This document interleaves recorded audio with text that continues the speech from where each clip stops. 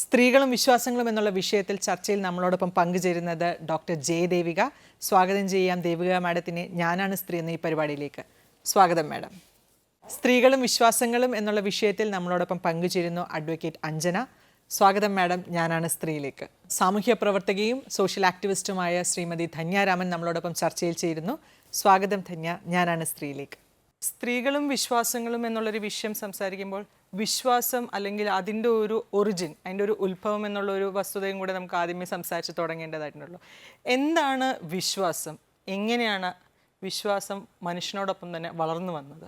വിശ്വാസത്തിന് സത്യത്തിലൊരു ഒരു കൂട്ടായ മാനവും വ്യക്തിപരമായ മാനവുമുണ്ട്. പ്രപഞ്ചത്തിലെ എല്ലാ ജീവികളിലും സ്വന്തം മരണത്തെക്കുറിച്ച് തിരിച്ചറിവുള്ള ഒരു ജീവി മനുഷ്യനാണ്.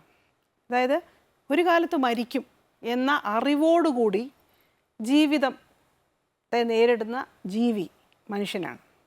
അപ്പോൾ ഈ മരണഭയം എന്നുള്ളത് നമ്മൾ ജീവിതകാലം മുഴുവൻ കൊണ്ട് നടക്കുന്ന നമ്മുടെ അബോധത്തിൽ കിടക്കുന്ന ഒരു തോന്നലാണ്. അപ്പോൾ മരണഭയമുള്ളൊരു ജീവിയെ സംബന്ധിച്ചിടത്തോളം പിടിച്ചു നിൽക്കാൻ പലതും വേണം. അങ്ങനെ ആ മരണഭയത്തെ നേരിടാൻ മനുഷ്യർ ഉണ്ടാക്കിയെടുത്ത ഒരു രീതിയാണ് ശരിക്ക് വിശ്വാസം, പ്രത്യേകിച്ച് മതവിശ്വാസം. മനുഷ്യ ജീവിതത്തിൽ നേരിടുന്ന അൺസർട്ടനിറ്റി ഉണ്ടല്ലോ, നമുക്ക് പ്രവചിക്കാൻ പറ്റില്ല എന്നുള്ള കാര്യം.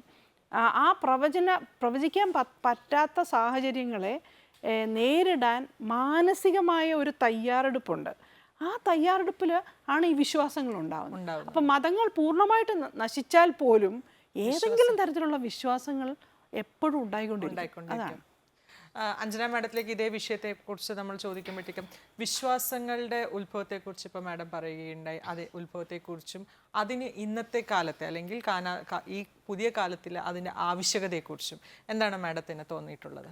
തീർച്ചയായും നമുക്ക് ഈ വിശ്വാസങ്ങളിൽ നിന്നും ആചാരങ്ങളിൽ നിന്നും ഒക്കെ മാറി നിന്നിട്ട് ഒരു നിലനിൽപ്പുണ്ടെന്ന് ഞാൻ വിശ്വസിക്കുന്നില്ല.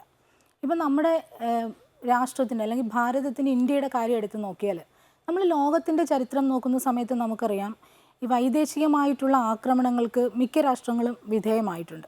അപ്പോൾ അങ്ങനെയൊക്കെ വിധേയമാകേണ്ടി വന്ന രാജ്യങ്ങൾക്കൊക്കെ ആരാണോ ഞങ്ങളെ കീഴ്പ്പെടുത്തിയത് അവരുടെ സംസ്കാരം അല്ലെങ്കിൽ അവരുടെ പാരമ്പര്യം അതുമായിട്ടൊക്കെ സമരസതയിൽ പോയിട്ട് അവരായി തീരേണ്ടി വരുന്ന ഒരു അനുഭവമാണ് ലോകത്ത് മുഴുവൻ നമുക്ക് കാണാൻ സാധിക്കുന്നത്. പക്ഷേ ഇന്ത്യയുടെ കാര്യം എടുത്ത് നോക്കിയാൽ ഈ നൂറ്റാണ്ടുകളായിട്ടുള്ള വൈദേശികമായിട്ടുള്ള അതിക്രമത്തിനും ഒക്കെ വിധേയമാകേണ്ടി വന്നിട്ടുണ്ടെങ്കിലും ആ ഇന്ത്യ എന്ന് പറയുന്ന അല്ലെങ്കിൽ അതിൻ്റെ ധർമ്മം, അതിൻ്റെ ആ ആചാരങ്ങൾ, അതിൻ്റെ പാരമ്പര്യം, അതിൻ്റെ സംസ്കാരം അതൊക്കെ കാത്തു സൂക്ഷിക്കാൻ വേണ്ടിയിട്ട് നമുക്ക് സാധിച്ചത് നമ്മുടെ ആചാരങ്ങൾ അല്ലെങ്കിൽ സന്ധ്യയ്ക്ക് വിളക്ക് കത്തിക്കുക, നാമം ജപിക്കുക, ഇങ്ങനത്തെ കുറേ ആചാരങ്ങൾ നമുക്ക് സ്വന്തമായിട്ടുണ്ട്. അപ്പോൾ അതിന് ഒരു വൈവിധ്യമുണ്ട്.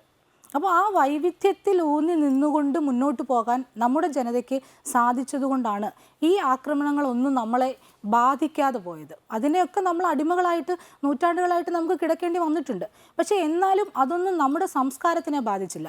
ഇന്നും നമ്മളായിട്ട് അല്ലെങ്കിൽ ഒരു ഹിന്ദു ധർമ്മമായിട്ട് ഭൂരിപക്ഷം വരുന്ന ജനതയ്ക്ക് അങ്ങനെ ജീവിക്കാൻ സാധിക്കുന്നത് ഇതിലൊക്കെയുള്ള വിശ്വാസം കൊണ്ടാണ്, ആ ആചാരങ്ങളൊക്കെ നമ്മൾ അനുവർത്തിക്കുന്നത് കൊണ്ടാണ്.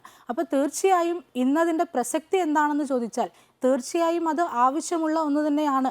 അതിൽ നിന്ന് മാറി നിൽക്കാൻ ഒരു ജനത ശ്രമിച്ചാൽ, അതിൽ അവർ വിജയിച്ചാൽ നമ്മളല്ലാതായി തീരും എന്നുള്ളൊരു അഭിപ്രായമാണ് എനിക്കുള്ളത്.